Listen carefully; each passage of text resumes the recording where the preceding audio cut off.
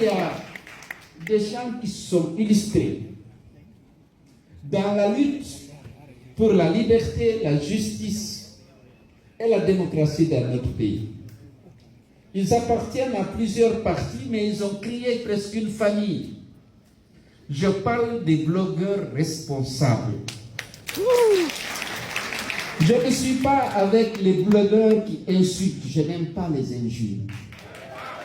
Je ne veux pas qu'on insulte même mon adversaire ou qu'on entre dans sa vie privée. Je suis pour la défense de l'éthique. Mais il y en a ici qui se sont illustrés dans la défense des dérives de la junte ou dans la violation des droits humains et des libertés fondamentales dans notre pays, et qui sont considérés comme des blogueurs, mais en fait ce n'est que des militants pour des causes justes.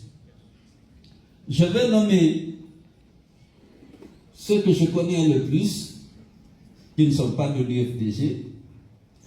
C'est d'abord Damaro Ansou. C'est ensuite le fils de Massanta, parce que je vais venir par qui gagne la puissance.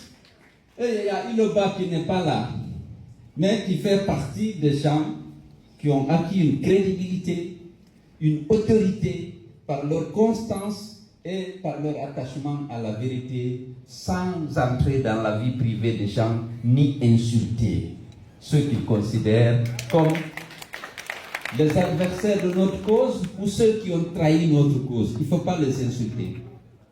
Il faut dénoncer les dérives de la jeune. Sans complaisance.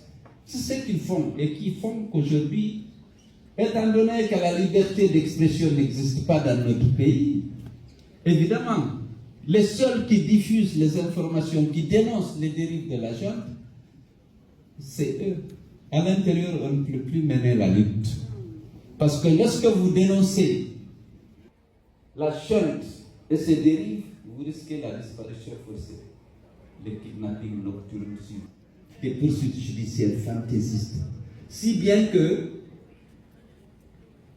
dénoncer est devenu une infraction passible de la disparition forcée, des kidnappings nocturnes ou de poursuites judiciaires sans base. Donc, vous comprenez qu'à l'intérieur, on ne peut même plus faire la politique parce que même les partis politiques, c'est de dénoncer, de critiquer la gestion lorsqu'elle mérite d'être critiquée. Mais les gens n'osent plus parce que vous risquez ce que je viens, les infractions, les crimes qu'on va vous attribuer d'avoir trahi le peuple, mis en danger la stabilité politique, la stabilité de votre pays. Donc, je voulais rendre hommage aussi à ces blogueurs. Je trouve que le terme est impropre. Je ne sais pas, il faut qu'on leur trouve un autre nom. Pour qu'ils soient en cohérence avec leur dignité et le rôle et la place qu'ils occupent vraiment dans la lutte que nous menons. Applaudissons pour eux. Merci, président.